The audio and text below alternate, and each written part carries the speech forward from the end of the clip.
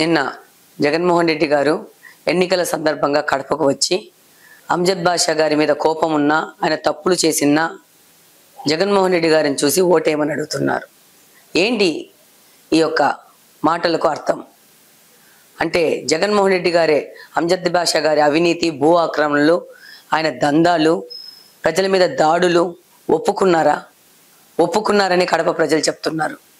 దాదాపు 5 సంవత్సరాల నుంచి ఏ విధమైన ఆలోచన లేకుండా భూ కబ్జాలు చేసుకుంటా, అవినీతి చేసుకుంటా, కమిషన్లు తీసుకుంటా, విపరీతంగా అక్రమ సంపాదన చేసుకొని ఆ అహంకారంతో ప్రజల మీద దాడి చేస్తుంటూ, పౌరుల ఆస్తుల మీద కూడా ఆక్రమణలు చేసుకుంటూ, భూ పంచాయతీలు చేసుకుంటూ, వాళ్ళ ఆఫీస్లో ల్యాండ్ సంబంధించిన పంచాయతీలు చేసుకుంటూ, వాళ్ళ తమ్ముడు యువతను చెడగొడుతూ, ఆడవాళ్ళ మీద దాడులు చేసుకుంటూ, ఎన్ని ప్రభుత్వ ఆస్తులను అన్ని ప్రభుత్వ ఆస్తులను కబ్జా చేసి లేఅవుట్లు వేసుకొని, ఆ లేఅవుట్లో మధ్యలో ప్రభుత్వ ఆస్తులు పెట్టుకొని, ప్రభుత్వ ఆస్తుల్లో కొన్ని వందల సంవత్సరాలకి లీజులకు తీసుకొని, వాళ్ళ బిల్డింగ్లు కట్టుకొని, షాపింగ్ మాల్ కట్టుకొని, వాళ్ళ ఇన్కమ్ జనరేషన్ విధంగా ఈ వైసీపీ నాయకులు చేసుకుంటూ పోతుంటే, నిన్న జగన్మోహన్ రెడ్డి గారు వచ్చి చెప్తారు, వాళ్ళు అవినీతి చేసినా, అక్రమాలు చేసినా నన్ను చూసి ఓటేయండి అని.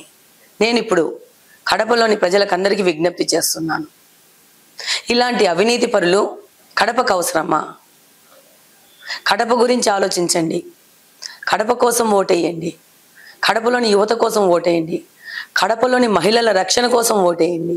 వీళ్ళు కడపను ఒక గ్యాంగ్ వార్ చేసి, గ్యాంగ్ వార్లు సృష్టిస్తూ, వాళ్ళ ఆస్తుల భూదందాల్లో, పంచాయతీల్లో హత్యలు చేసుకుంటూ కడపను నాశనం చేస్తున్నారు. ఆలోచించండి ఒకసారి. 2 దఫాలుగా ఎమ్మెల్యే అయ్యి కడపకు ఒరగబెట్టింది ఏమీ లేదు. ప్రశ్నించిన వాళ్ళ మీద దాడులు, పోలీసు వ్యవస్థను అడ్డు పెట్టుకొని వాళ్ళ మీద కేసులు, మసీదు స్థలాలు, గుళ్ళ స్థలాలు, చర్చుల స్థలాలు కూడా కబ్జా చేసుకున్నారు. ఎంత కర్మ అంటే, శ్మశానానికి పెట్టిన స్థలాలు కూడా కబ్జా చేసుకొని, వాటిలలో లేఅవుట్లు వేసుకొని, వాళ్ళ ఇల్లులు, ప్రాపర్టీస్ కట్టేసుకొని దురాక్రమణలు చేశారు. మట్టి దందాలు, ఇసుక దందాలు. ఈ 5 ఏళ్లలో ఒక షార్ట్ టైంలో కోట్లకు అధిపతులైపోయారు కొంతమంది వైసీపీ నాయకులు. ఇలాంటి వాళ్ళకి మనం అవకాశం ఇస్తే కడపని రావణ కాస్త చేస్తారు.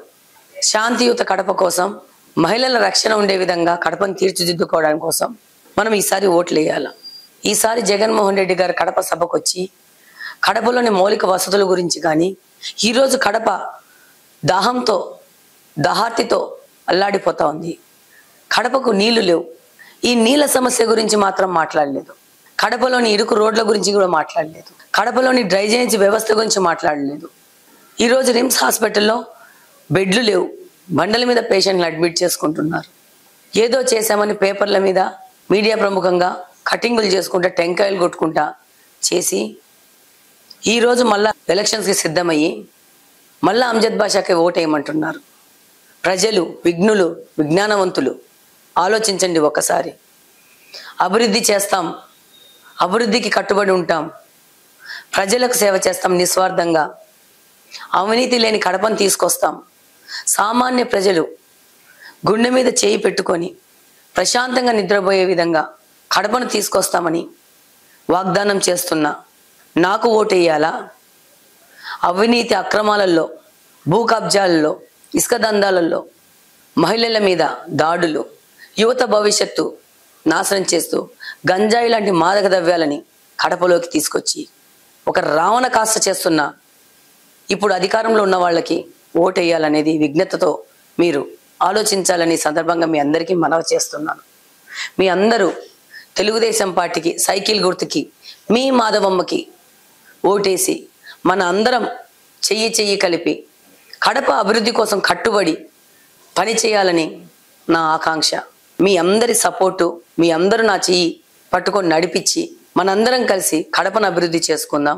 చరిత్ర పటంలో, ప్రపంచ పటంలో మనము కడపను కూడా ఫేస్ లిఫ్ట్ చేసి గర్వంగా మా కడప నగరం కూడా మిగతా నగరాలకు ధీటుగా ఉంది అన్ని రంగాలలోని మనము కూడా నిరూపించుకొని గర్వపడేలాగా మీ అందరికీ సేవ చేస్తానని ఈ సందర్భంగా మీ అందరికీ మాట ఇస్తున్నాను. తప్పకుండా సోమవారం జరిగే ఎన్నికల్లో ఈవీఎం బాక్సుల్లో సైకిల్ గుర్తుపై ఓటేసి మీ మాధవమ్మను గెలిపించి తనకు అవకాశం ఇచ్చి మన అందరం కలిసి కడపను అభివృద్ధి చేసుకుందామని వినయంగా మీ అందరికీ విజ్ఞప్తి చేసుకుంటున్నాను.